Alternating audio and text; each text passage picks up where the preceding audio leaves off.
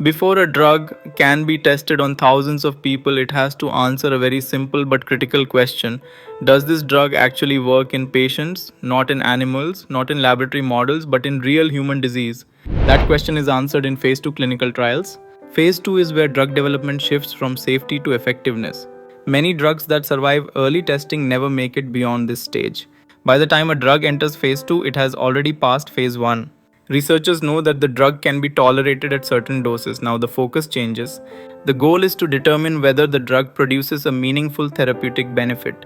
Unlike phase 0 and phase 1, phase 2 trials usually involve patients who actually have the disease or condition being studied. These trials typically enroll around 100 to 300 participants depending on the disease and study design. At this stage, researchers are no longer asking how the drug behaves in the body, they are asking whether it improves health outcomes.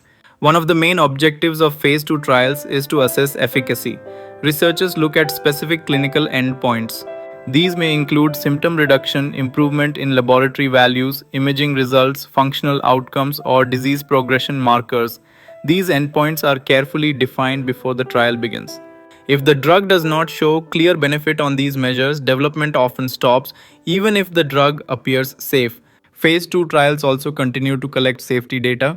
Because more patients are involved and the drug is taken for longer periods, researchers can identify side effects that may not have appeared in phase 1.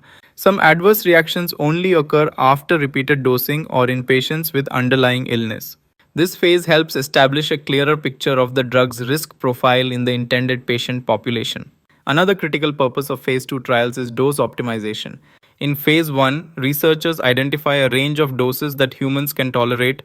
In phase 2, they determine which dose actually works best. Many phase 2 trials include multiple dose groups. Researchers compare lower and higher doses to see which provides the best balance between effectiveness and side effects. This process helps identify the optimal dose to carry forward into larger trials. Phase 2 studies are usually randomized and controlled.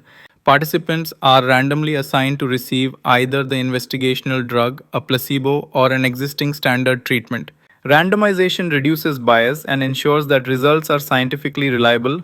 Blinding is also commonly used, meaning participants and sometimes investigators do not know which treatment is being given. This helps prevent expectations from influencing results. It is important to understand what phase 2 trials do not do. They do not prove long term safety, they do not detect rare side effects, they do not show how the drug will perform in the real world. Phase 2 answers a more focused question. Is there enough evidence that this drug works to justify larger, more expensive studies? Many drugs fail at this stage.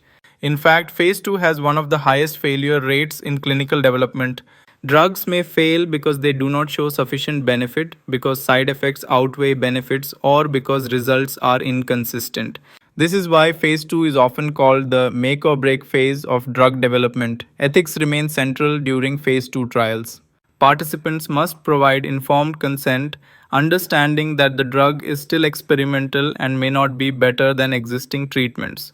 Ethics committees carefully review and monitor these studies to ensure that patient safety and scientific justification are maintained.